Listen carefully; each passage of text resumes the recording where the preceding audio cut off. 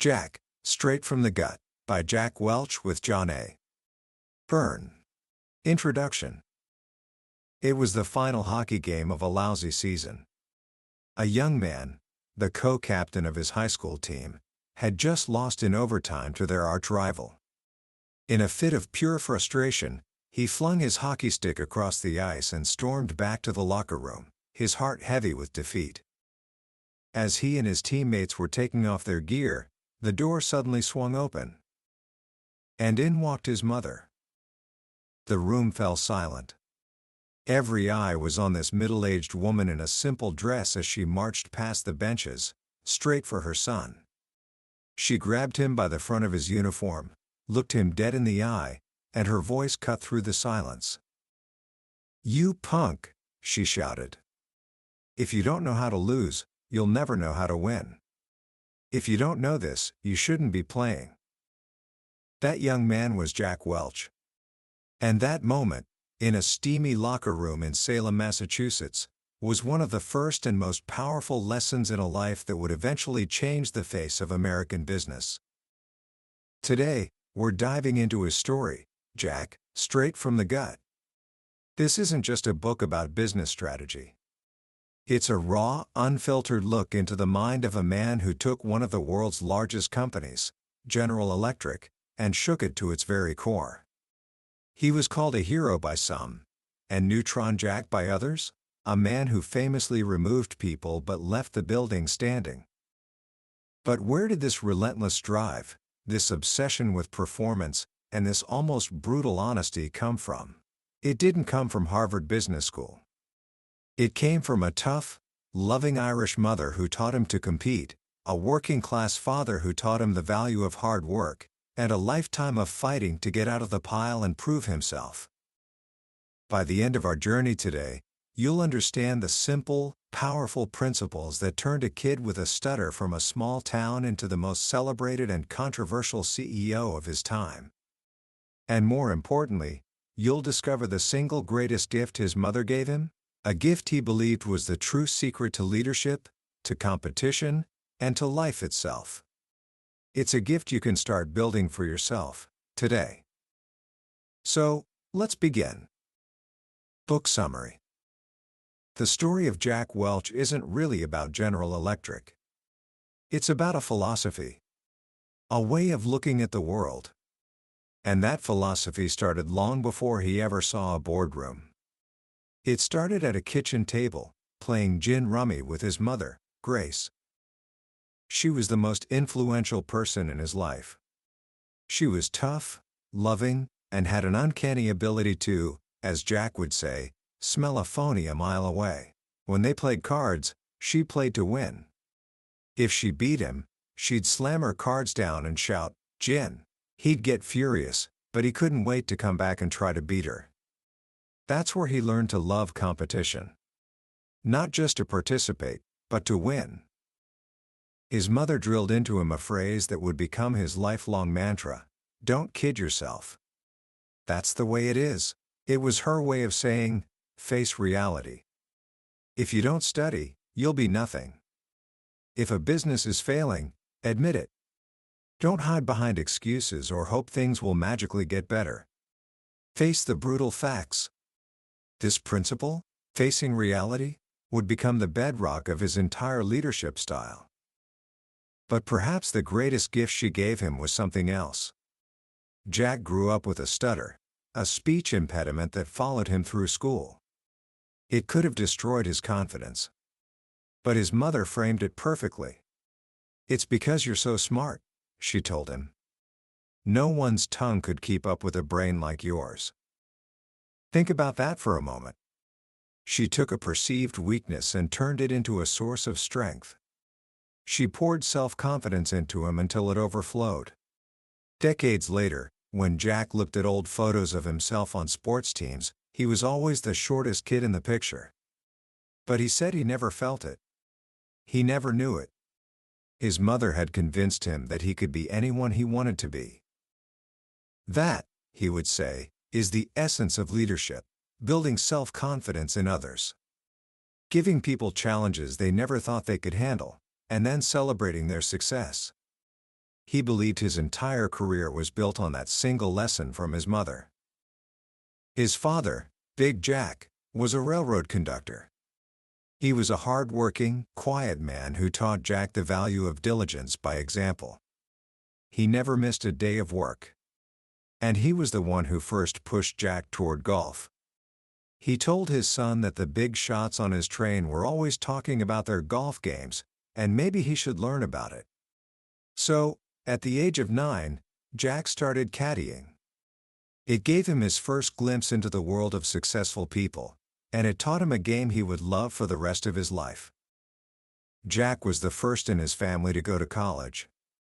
He ended up at the University of Massachusetts, a state school. He wasn't a brilliant student, but he was a grinder. He worked hard, and that work ethic paid off. He said that going to a less competitive school was a huge advantage. At a top-tier school like MIT, he might have been in the middle of the pack. At UMass, he was able to shine, and that success built even more confidence. He went on to get his PhD in chemical engineering, not because he was the best scientist, but because he was impatient. He had a focus and a drive to get things done, while smarter students often got lost in the theory. This pattern would define his career. He wasn't always the smartest person in the room, but he was often the most direct, the most passionate, and the most decisive. In 1960, he joined General Electric as a young engineer in a new plastics division. And almost immediately, he ran headfirst into the wall of corporate bureaucracy. After his first year, he was given a standard, one-size-fits-all raise of $1,000. He found out that everyone else in his office, regardless of their performance, got the exact same raise. He was furious. He felt he had worked harder and contributed more.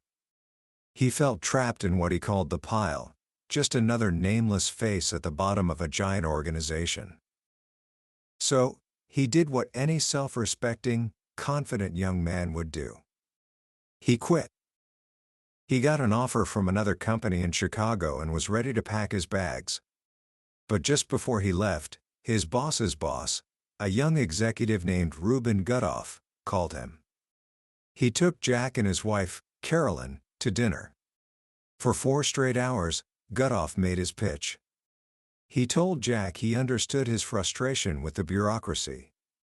He promised to give him a bigger raise and, more importantly, he promised to keep the bureaucracy off his back. He would give him the freedom to run. That dinner changed everything.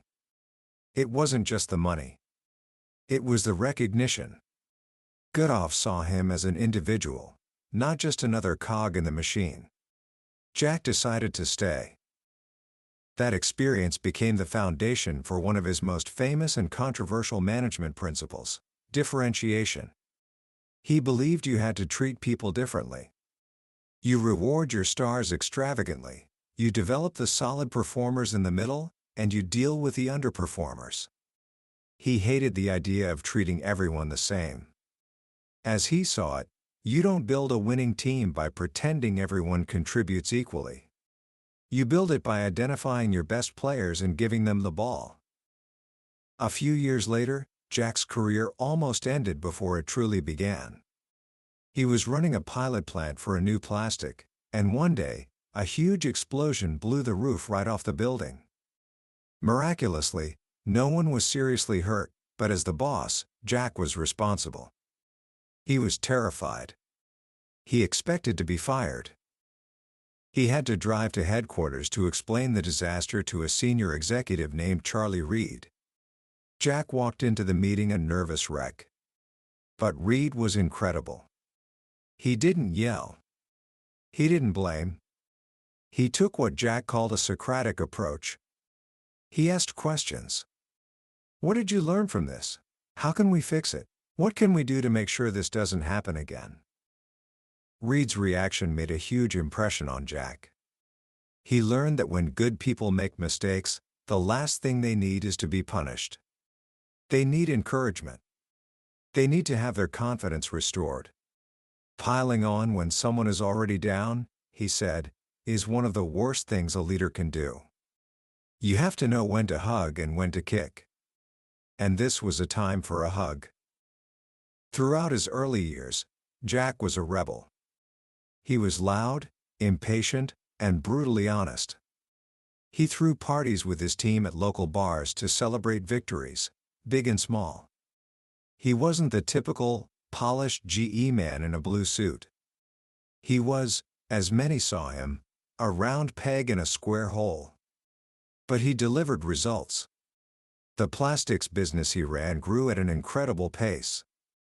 He was creating a small company feel inside a giant corporation. His team was a band of pirates, and they were winning. His success got him noticed. By 1973, he was a group executive, responsible for over $2 billion in sales. But he refused to move to corporate headquarters in Fairfield, Connecticut. He loved the small-town feel of Pittsfield, Massachusetts. He loved being out in the field, close to the action. He convinced his boss to let him set up his office in a local Hilton hotel. For 5 years, he ran a massive part of GE from a suite of offices above a hotel lobby, flying below the radar of the corporate bureaucracy. During this time, he was honing his philosophy.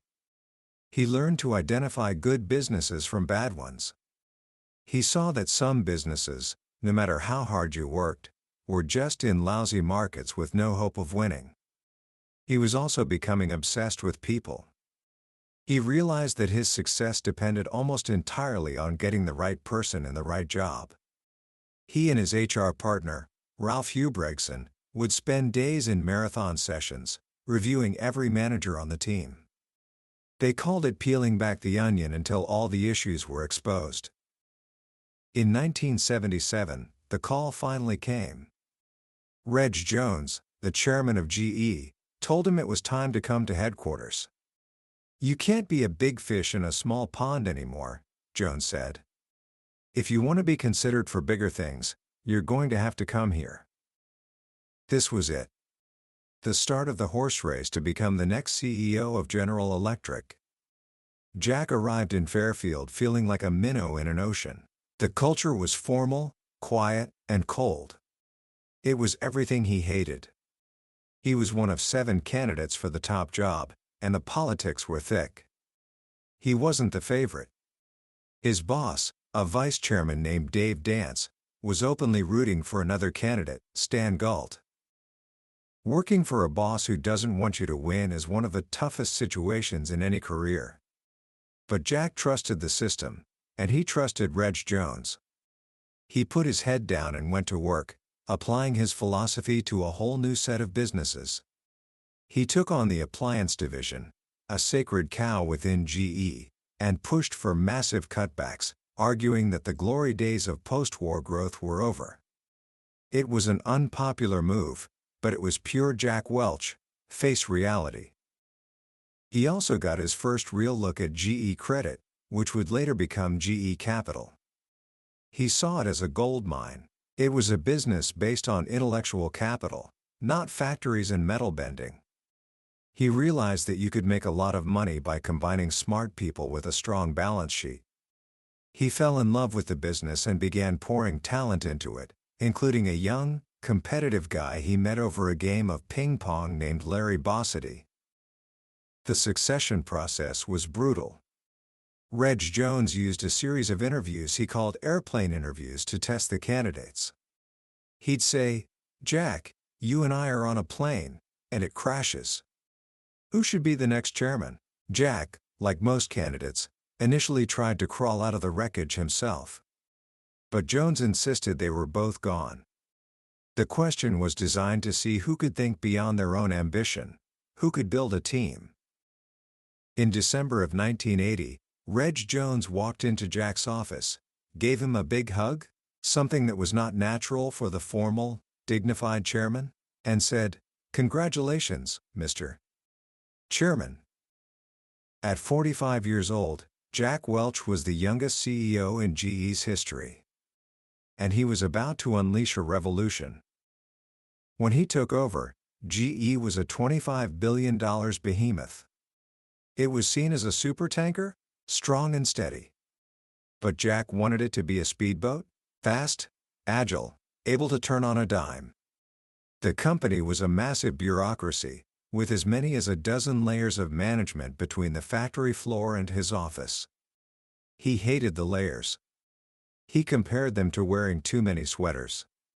When you wear 4 sweaters, he'd say, it's difficult to know how cold it is outside. The layers insulated people from reality. He also hated what he called superficial congeniality, the pleasant smiles and polite meetings that hid a culture of backstabbing and distrust. He wanted candor. He wanted open, passionate debate. He wanted people to fight for their ideas. So, he declared war on the bureaucracy. One of his first targets was the company's strategic planning process. It was built around thick planning books, filled with 5-year forecasts that were often obsolete the day they were printed. He saw them as dead books. He wanted to get beyond the binders and into the heads and hearts of the people running the businesses. He laid out a simple, but radical vision. It was the central idea he had been developing for years. GE would only be in businesses where it could be number 1 or number 2 in the world. If it couldn't be a market leader, it would have to fix, sell, or close the business. This was the hard part of his strategy. And it was brutal. Over the next 5 years, GE sold off 71 businesses. The workforce was reduced by over 100,000 people.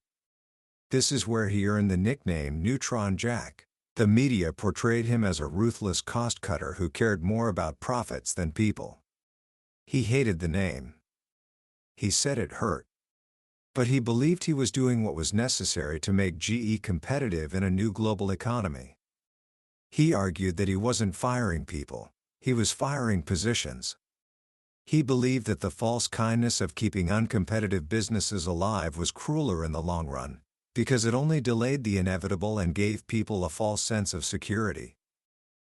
While the media focused on the layoffs, Jack was also investing millions in what he called the soft values. He built a new fitness center and guest house at headquarters. He poured $45 million into renovating GE's Management Development Center at Crotonville. People were furious. How can you spend money on treadmills when you're closing plants? They asked. Jack argued that if you wanted to attract and retain the best people, you had to treat them in a first-class way. If you wanted excellence, the environment had to reflect excellence. Crotonville became his secret weapon. He saw it as the place to change the hearts and minds of the company. He wanted it to be a forum for ideas, a place to break down hierarchy. He started going to every major management class, not to lecture, but to engage in wide-open, 4-hour debates. He wanted to hear their frustrations. He wanted to get the candor of the classroom out into the entire company. This led to one of his biggest breakthroughs: workout. It was a program designed to be like a New England town meeting. Groups of employees would get together with a facilitator, without their boss in the room, and come up with ideas to eliminate bureaucracy and solve problems. At the end of the session, the boss would come back in and have to give a yes or no answer to their proposals on the spot. It was a bureaucracy buster. It empowered people at every level. It unleashed a flood of ideas. One worker in an appliance factory famously said, "For 25 years, you paid for my hands. You could have had my brain for free." Workout was designed to get everyone's brain into the game. From Workout came his next big idea, one that obsessed him for a decade: boundaryless. He came up with the word on a vacation in Barbados. It was his dream for the company. A boundaryless organization would break down the walls between functions like engineering and marketing. It would erase the lines between domestic and foreign operations. It would even break down the walls between the company and its customers and suppliers. The goal was to create a truly learning organization, where the best ideas could come from anywhere and spread like wildfire. To make it real, he changed the reward system. He made managers' bonuses dependent not just on their own results, but on how well they shared ideas and developed people for the rest of the company. Hoarding talent became a sin. And he embedded it all in what he called the people factory. The heart of this was a rigorous annual review process called Session C, and a tool called the Vitality Curve. He forced every leader to differentiate their people, identifying the top 20% the A players, the vital middle 70% the B players, and the bottom 10% the C players. The A players were filled with what he called the 4 E's: high energy, the ability to energize others, the edge to make tough decisions, and the ability to execute. And connecting it all was a 5th P: passion. The A players were rewarded lavishly. The B players were developed. And the C players, he argued, had to go. It was, and still is, a controversial system. But Jack believed it was the engine of a true meritocracy. It raised the bar year after year and was the ultimate antidote to bureaucracy. With this new social architecture in place, Jack launched 4 massive initiatives in the 1990s that transformed the company. First, globalization. He pushed GE to move beyond just exporting and to source intellect and products from all over the world. He fell in love with India's brain power and Mexico's manufacturing prowess. Second, services. He realized that the real money wasn't just in selling a jet engine or a power turbine, it was in servicing that equipment for its entire life. He shifted the company's focus from selling sockets to building a massive, high-tech services business. Third, Six Sigma. He learned about this quality program from his friend Larry Bossidy at Allied Signal. He saw it not just as a way to reduce defects, but as a universal language for customer focus and a powerful tool for developing leaders. He made it a religion at GE. And finally, e-business. He admitted he came to the internet party late. But once he got it, he jumped in with a vengeance. He created DestroyYourBusiness.com teams to challenge every old way of doing things. He saw the internet not as a threat, but as the holy grail of productivity for a big company. Of course, not everything he touched turned to gold. He called his acquisition of the investment bank Kidder, Peabody, his biggest mistake.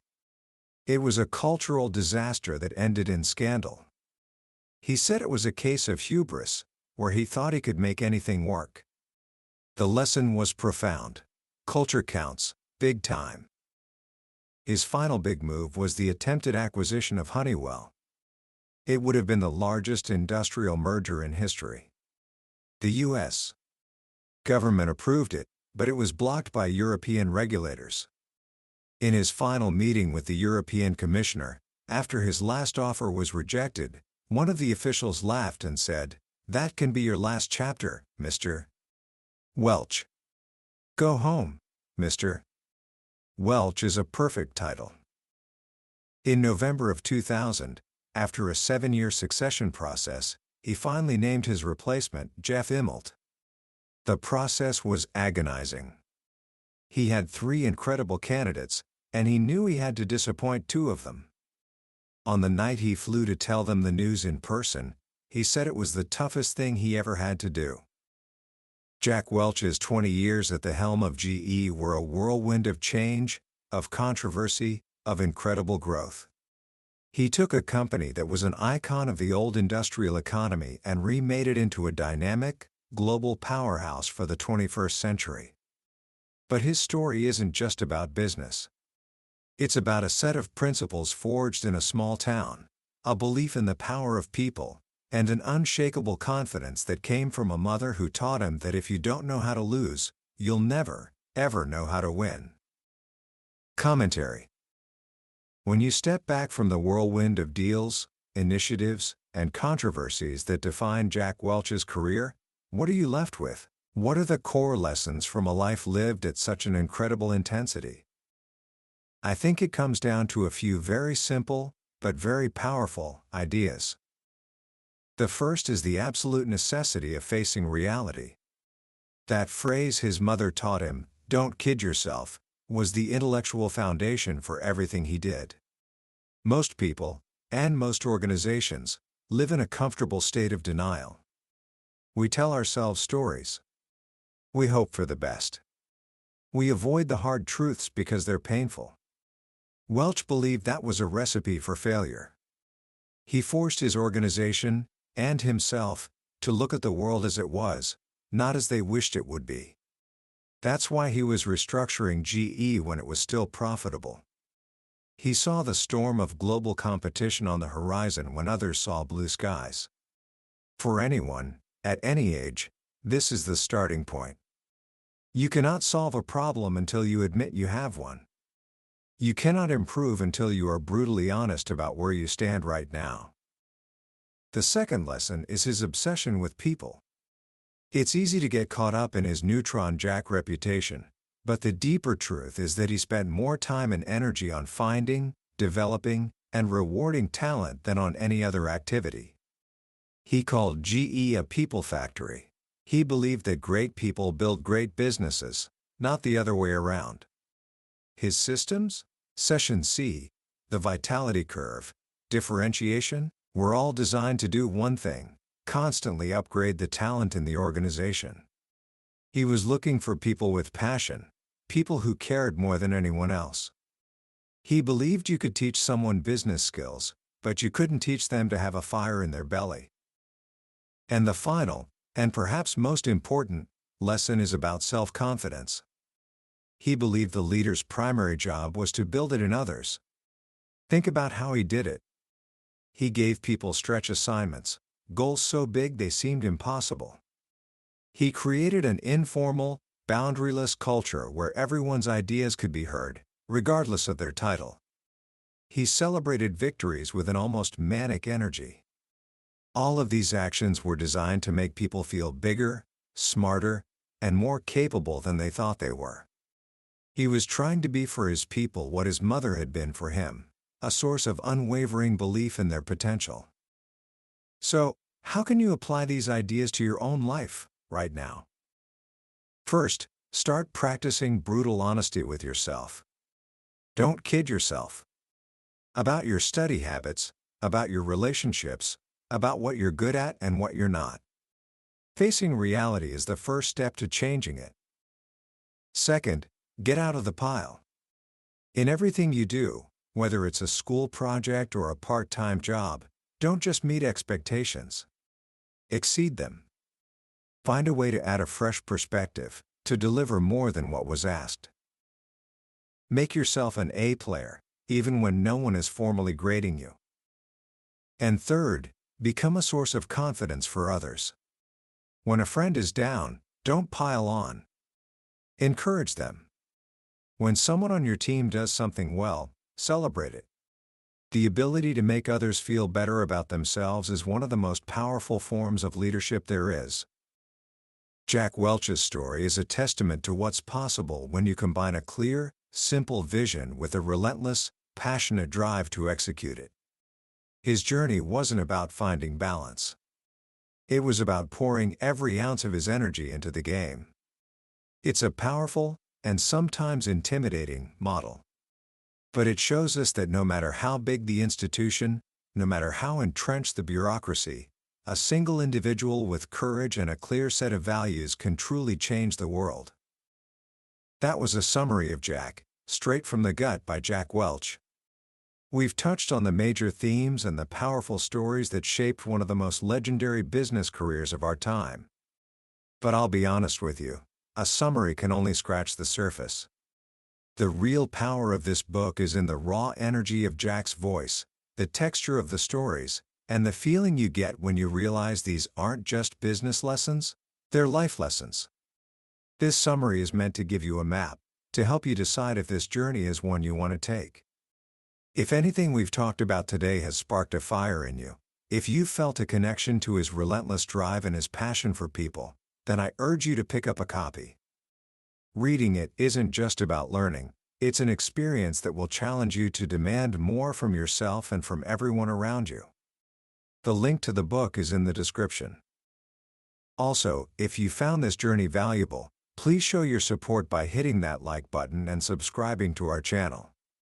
That way, you won't miss our next exploration into another life-changing book from the billionaire's bookshelf. Let's keep learning and growing together.